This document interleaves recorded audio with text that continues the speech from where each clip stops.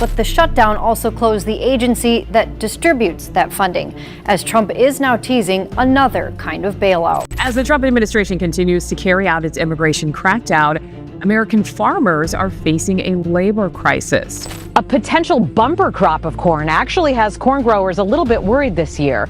I'm Katrina Markle in Saunders County, where Dan Wesley, a veteran farmer, told me that his industry needs to find more markets for their product.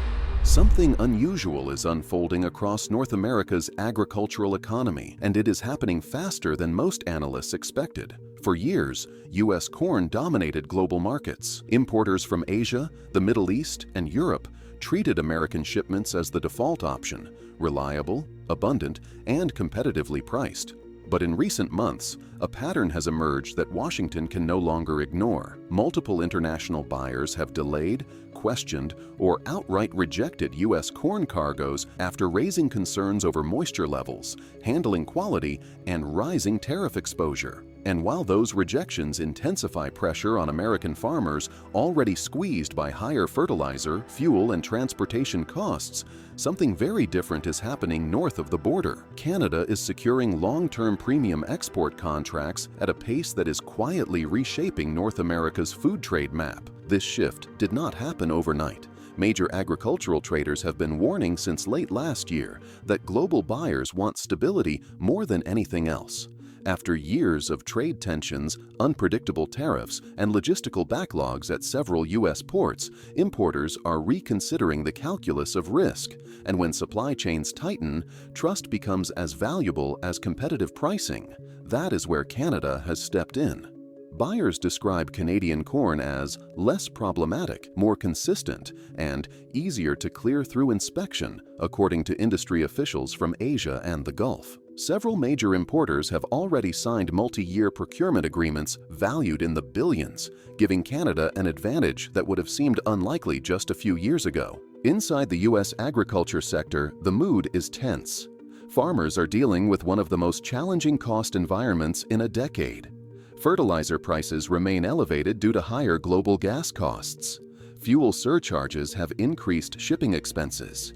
And with interest rates still high, financing machinery and storage has become more expensive. When global buyers start signaling preferences for alternative suppliers, it amplifies the economic strain. For many growers, export markets are not optional. They are essential. Nearly 1/5 of all U.S. corn production relies on foreign demand. So when shipments are rejected or rerouted, the financial effects ripple across entire farming regions. Meanwhile, Canada's rise is not just about producing corn. It is about how Canada delivers it. Grain inspectors have maintained lower dispute rates at ports, meaning fewer delays and reduced friction with foreign agencies. West Coast export terminals have invested heavily in streamlined logistics, helping ensure shipments leave on time. Buyers in Japan, South Korea, and the United Arab Emirates say the difference between U.S. and Canadian corn is not always the crop itself. It is the reliability of the supply chain. That reliability is translating into influence, positioning Canada not just as a backup supplier, but as a preferred one. The global market context also matters. Countries are increasingly reluctant to depend on a single agricultural source.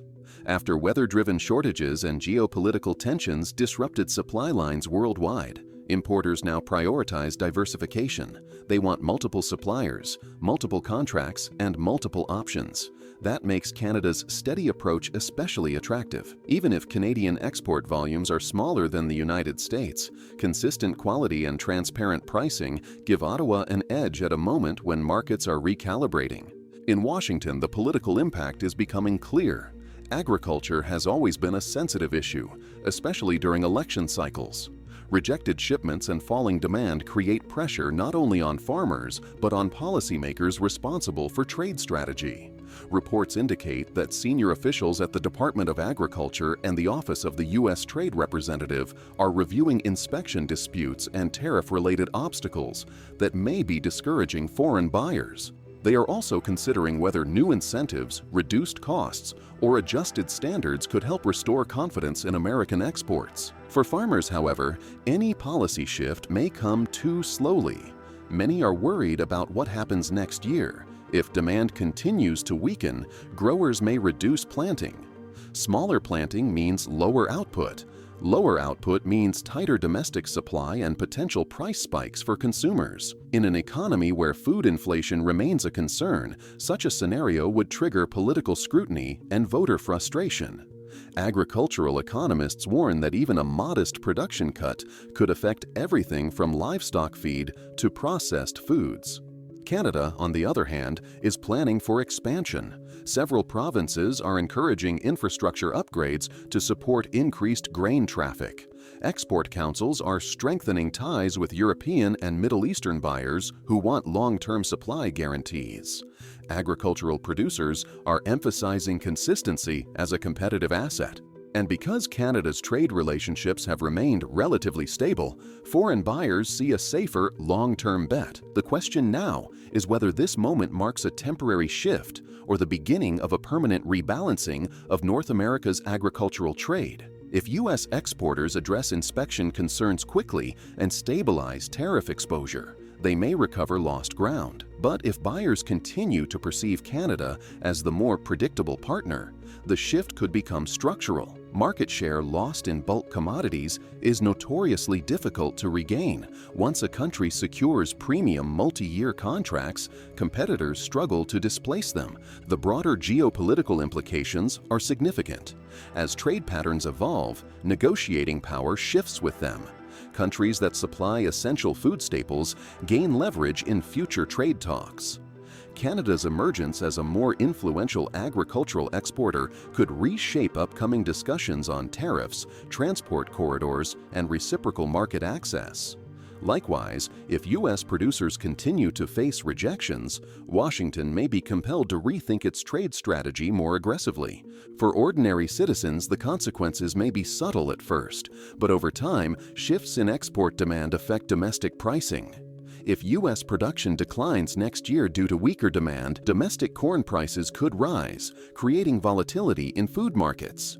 If Canada becomes a major stabilizing force in global supply, international prices may find a smoother baseline, but only if Canadian output can keep pace with growing demand. In the coming months, analysts will watch three key indicators.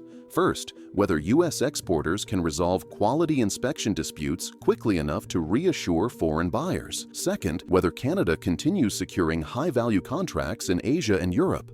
And third, whether global markets remain tight, forcing countries to lock in suppliers with long-term assurances. Right now, the balance is shifting. U.S. corn remains a global powerhouse, but trust drives trade.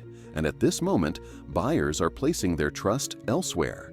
Canada is using this opportunity to strengthen its export system, expand market access, and redefine its role in global agriculture. If current trends continue, this may not simply be a temporary adjustment. It may be the foundation of a new North American agricultural landscape. Help us reach 5,000 subscribers, 500 likes, and 600 comments. The best comment will be pinned. You're watching Maple States.